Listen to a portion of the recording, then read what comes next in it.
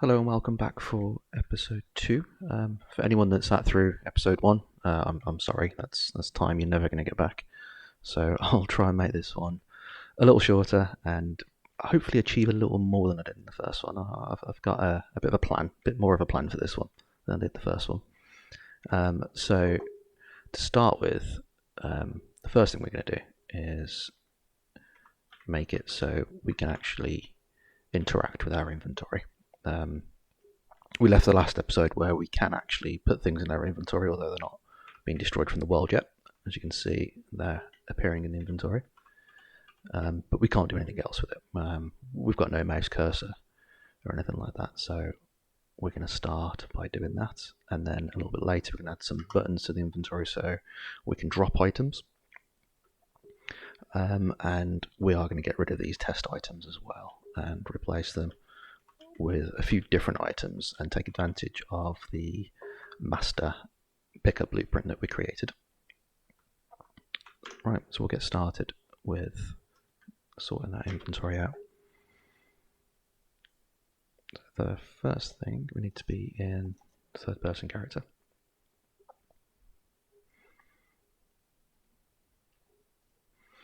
We're also going to comment all this as well at some point. I might do that off stream actually. There's no point in you watching me type a bunch of boxes. So this is where we're opening the inventory. There's a couple of things I've done off recording. I've changed this input. So rather than it saying tab keyboard event, it's actually done properly now. And I'll quickly show you how to do that in a second. So this is where we open the inventory. Press tab, this flip-flops, set visibility. The inventory widget is created on begin play, and this just sets it hidden or not hidden. So we need to enable mouse events, and we need to stop input to the character. So we need first to get our controller.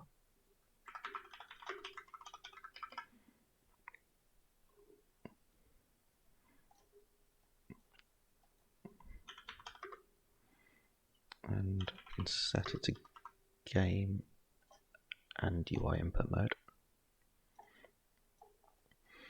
And the widget in focus, we want our inventory.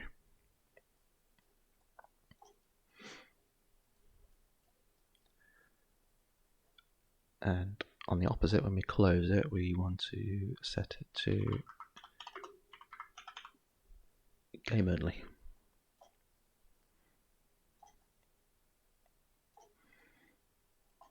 So this will stop some of the inputs to our player, but not all of them.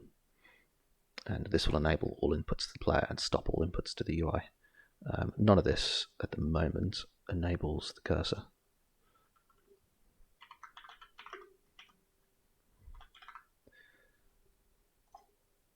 I think we need to do that from the controller.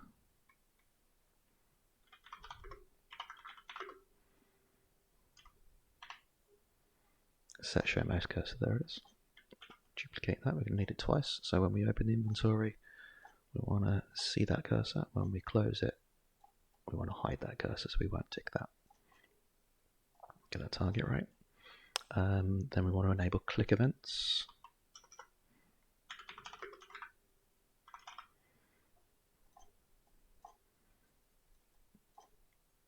Enabled there and disabled down here. So everything on this bottom is when we close the inventory. So we want that unticked. And then lastly, because this doesn't disable all input to the character, I'm going to create my own one of these. Let's create a ball. And we're going to call it, I always like my balls to ask a question. So is in menu. We don't need the question mark, I know it's a question. And we can set that as in yes there. We are in the menu if we've done this branch, and we're not in the menu if we've done that branch. We can fly up here. These are all our, they're a mess. These are all our character inputs to move around the world. So we can interrupt these with a branch. Hold B, click anywhere, and you get a branch. And we get our is in menu ball and plug it there. So when this is ticked, when we are in the menu, it's going to be true. So we don't want to do anything if we are in the menu. When it's false, we want to be able to jump. And we're going to do the same for every input.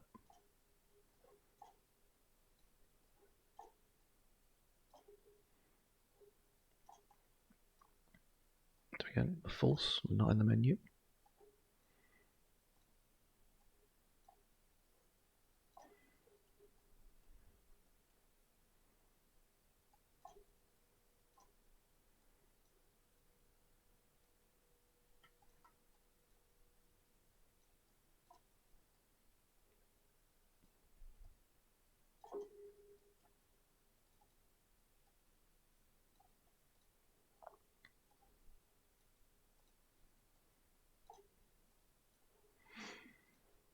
Compile that. I think that might be all we need now to make that inventory work. Let's try it out. So, yeah, I've got no inputs at all. Mouse is here. Tab again, and we're out. Access these. Yeah, so that's E is still working for some reason. I haven't put a is in menu on that, have I? So pressing E then while we're in the inventory was still shooting our line trace of this. So that's an easy fix though, because we can just come here and add a branch to this as well.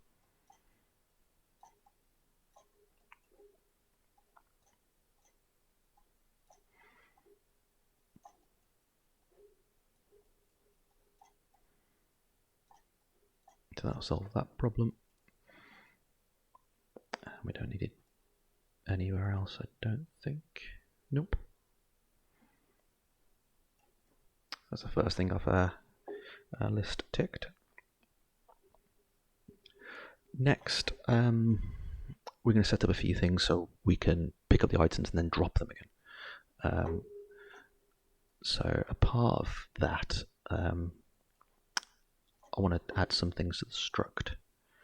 If you remember from the last episode, we created a pickup struct. This is all the information that our pickups are going to need to be picked up, to be held in our inventory, and to be dropped again.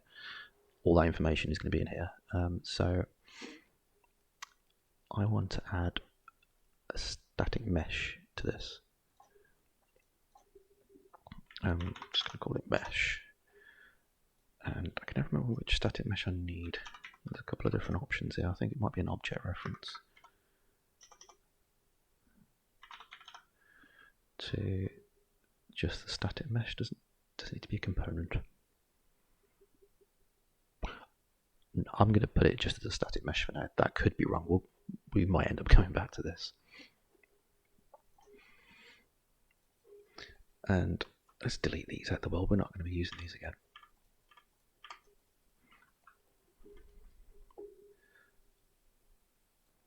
Save before we carry on.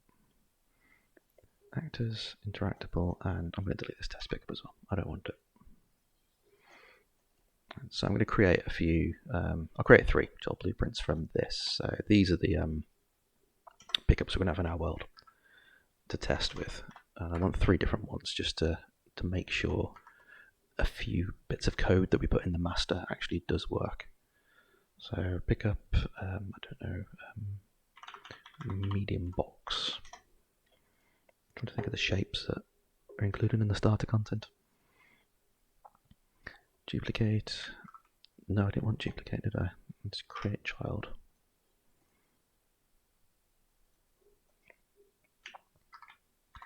Pickup ball. Let's make it more interesting. So beach ball. And one more.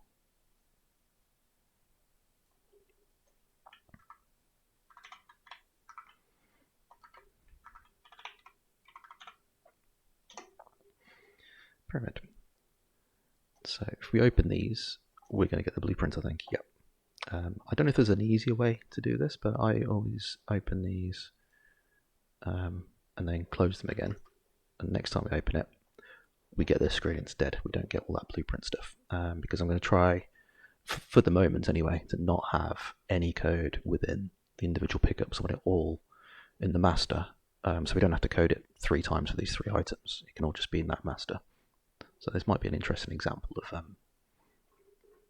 of a use for master blueprints. So let's open that master,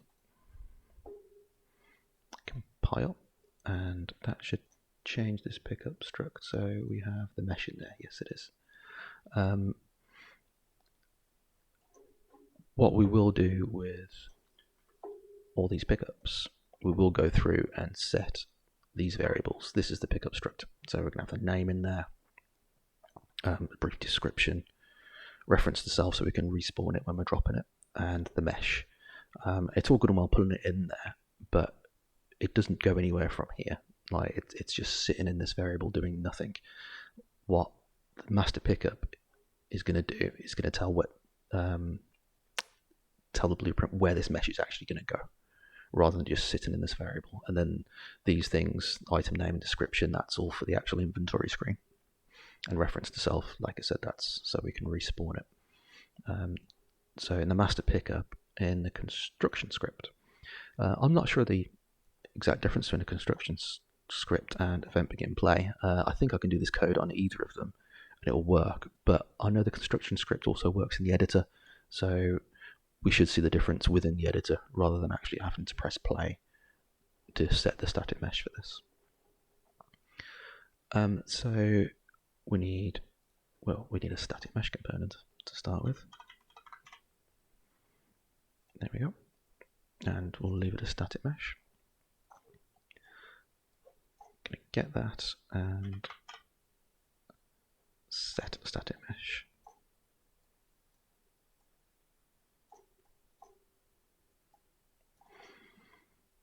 If we get our pickup struct, break you. So when this item is constructed, when it's in the world, even within the editor, it's going to read the item struct. It's going to find out what mesh is in there, and it's going to set the static mesh component to have that mesh. What I'm also going to do is, it's quite nice when you drop things and physics is enabled, so it'll actually fall. So we'll do that as well. I think it would be maybe on this one. Let's set physics. That's not how you spell physics.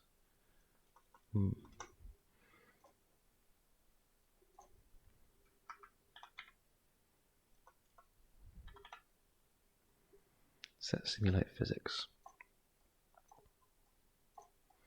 to yes. I don't know if that's going to cause any performance problems later on, but it's a pretty simple thing to change. It is just a tick box. So yeah, that shouldn't be an issue. Compile that and back to our viewport. Alright, we'll drop these in the world. As you can see, there's nothing. There's no mesh there because we haven't told it what mesh to have yet. So we've got the beach ball open. Let's set your mesh to material sphere. Compile that. And hopefully, yeah. So we've run that code once, just in the master, and we should be able to set any of these pretty quick now. Do the closing and opening thing again. Medium box.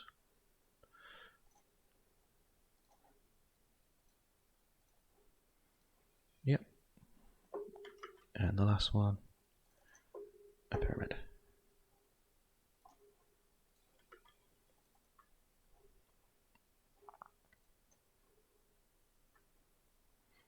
That was a pyramid, yeah.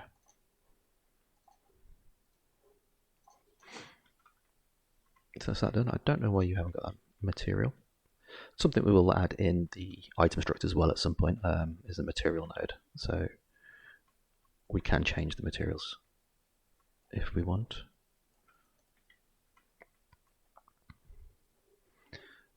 Right, let's open all of them again because we didn't fill out all the information that we wanted. We haven't put the names in. Pyramid.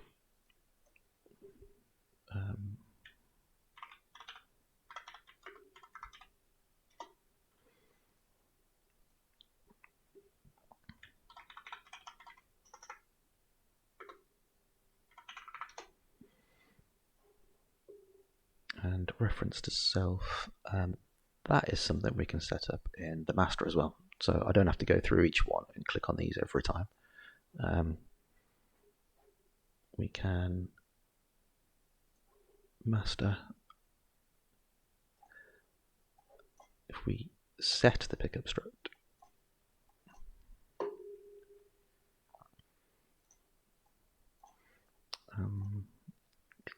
yeah, we'll set it after all this. We can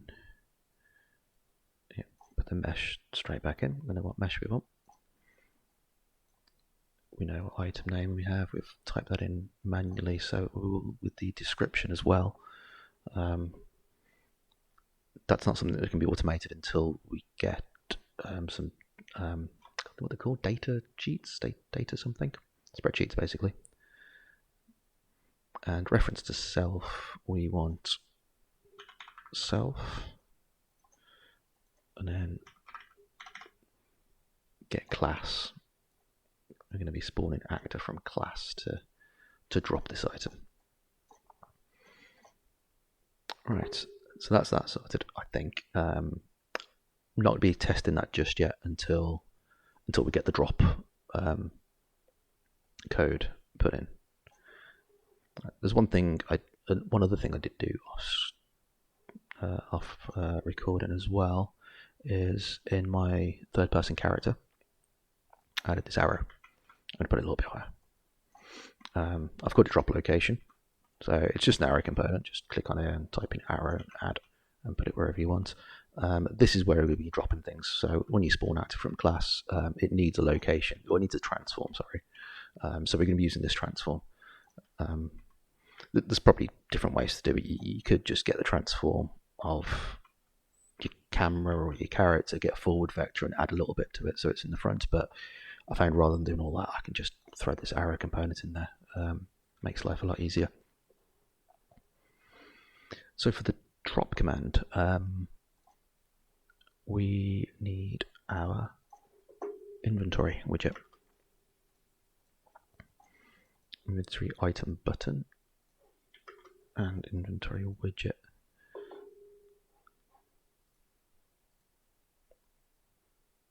So first of all, we're going to need a button that says drop, I suppose, aren't we? So in the designer, that's where our scroll is. I think we'll put it underneath.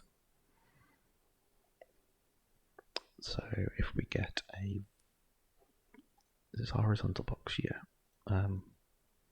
Get a vertical box. Put that in the horizontal. And put the size box in there. Excellent. Yeah, it's gave us a little gap at the bottom there. And we'll throw some. Oh, let's get a horizontal box in there so we can have a row of buttons. And then we'll put some buttons in that. Put two in there for now. We can have a drop and a use maybe, or a drop and equip. Get this box to fill and then get these to fill.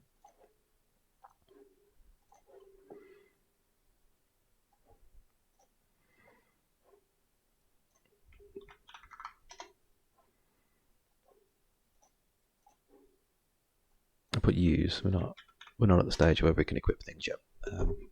What we can do as well is bind this text. So if the item isn't usable, if you've got a gun in your inventory, you don't need to have a use button. This can change to equip. So the use and equip button can be the same button in theory. There might be occasions where you can use and equip something. I don't know, but we'll think about that later. So right, we've got the drop button. So when we click drop, what happens? Well, we need to know what item we have selected in the inventory. How are we going to do that? It's going to be this button. Once we've clicked this, it's going to set a variable for us. So because the drop command is going to be in the inventory widget, I'm going to want the inventory item to set a variable that's in the inventory widget, I think.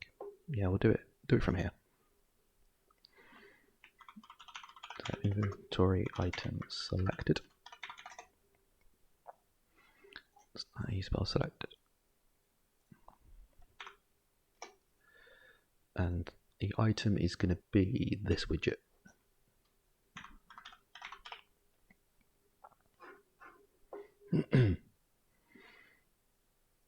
Object reference.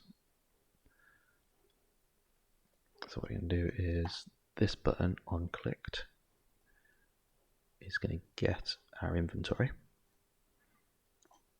and set the inventory item selected. It's quite easy to set, it's just going to be self.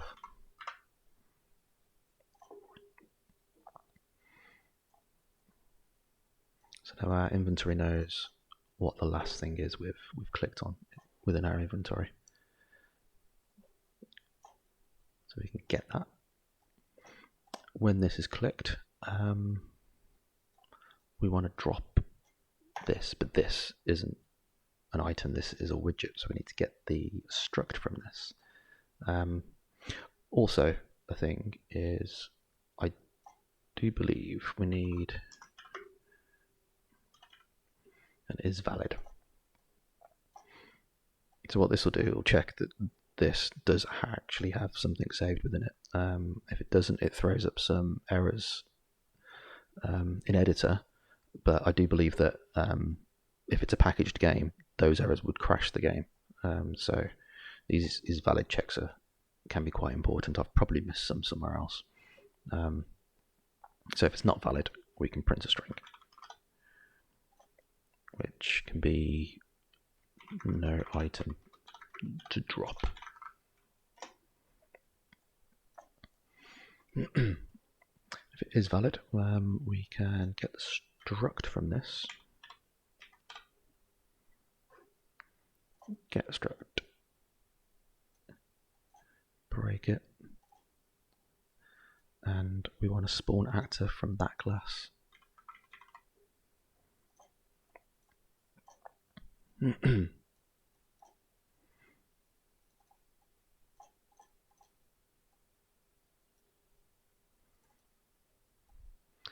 our spawn transform, we've got a reference to our player, haven't we?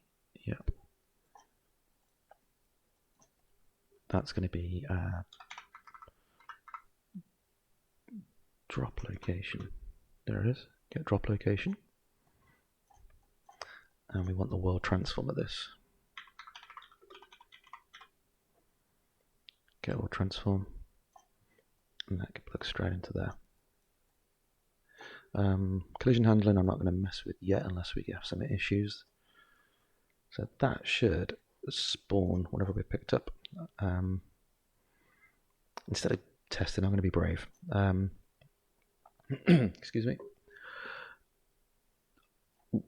Once we've spawned this, that button in the inventory where we're getting this information from is still there, so we need to remove that as well. So we need the scroll wheel, not scroll wheel, inventory scroll, sorry. We need to remove a child.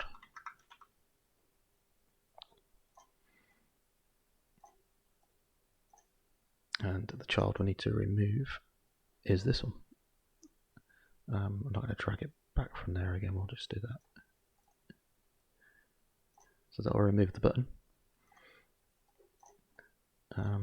Then that is removed from there, but it's still saved within this variable. So to clear that variable, I'm not sure this is the right way to do it, but this is the way I've always done it.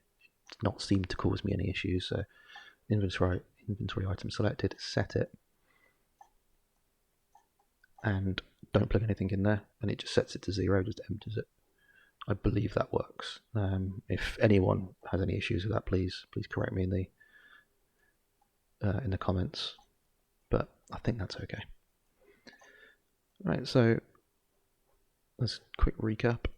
When we click the inventory button, it sets that variable saying we've selected that item. When we click this button, which is the drop button, it's going to check something is in that variable. If there is, it's going to send a message saying spawn actor from this class at this location. Then it's going to remove the inventory button and then set the variable to 0, to nothing. In theory, should we have a look at that? I haven't set it up so these destroy, have I? Okay. Well, we've picked up 3 of them. We'll pretend they destroy, and they're in our inventory. Drop the beach ball. There it is. The spelling is horrific. The Mudium box. I'm going to drop that. Well, that's satisfying. Is that going to stay there? That's it. That's the game. Balance a box and a ball. And the pyramid. It's working. It's removing from there. I can't drop again. No item to drop because we have emptied that variable. So next we need to make sure these delete from the world, otherwise we have infinite beach balls and Mudium boxes. No errors, that's good. I'm going to save that while we've got no errors. So inventory. So once this is where we add it to the inventory. So I think at the end of here, we need to destroy actor.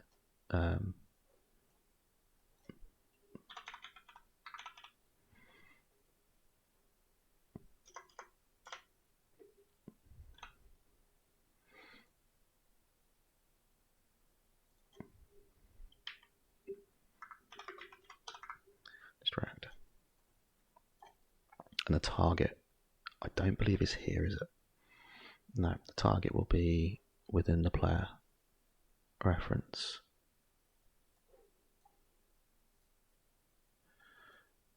And I can't remember what we saved that variable as.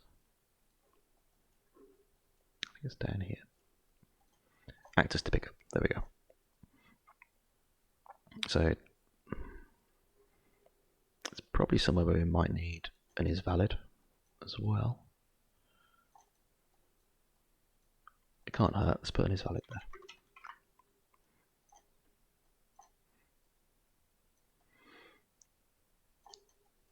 If it is valid, we do the thing. If it's not valid, we do nothing. And doing nothing shouldn't be an error or harmful in any way. Don't think there's anywhere else we need an is valid. Right, so yeah, we got sidetracked there. So actor to pick up in our inventory, we pull that out.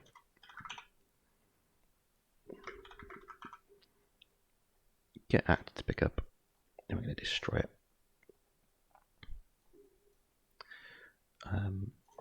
And then to make doubly sure, we're going to set actor to pick up context.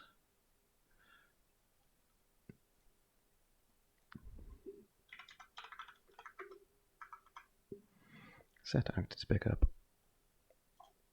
And we're not going to plug anything in again. We'll leave that as empty. So if that variable didn't empty by us destroying, then we are definitely emptying it now.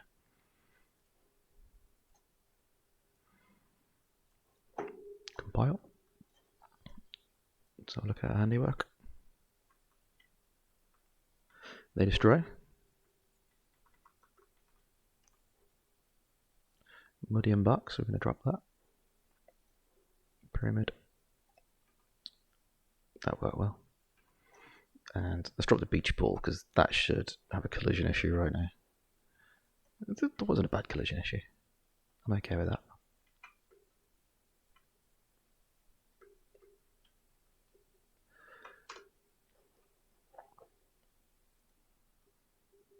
So I think, yeah, we'll make this one a bit shorter than the last one. Achieved what we want to achieve. Next episode, I'm not quite sure what we're going to do yet. I might be rewriting some of this code because I did want tabs for different types of items, so we can have a consumables page and a weapons page and an ammo page and things like that.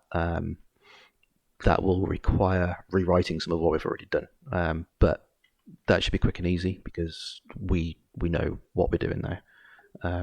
It's just a matter of making a few different pages to put them on, adding an enumerator to separate the code onto those different pages, and a widget switcher as well, which I don't think are too difficult to use. I've used one before. So yeah, I think we'll get on with that in the next episode. All right, thanks for watching. Bye bye.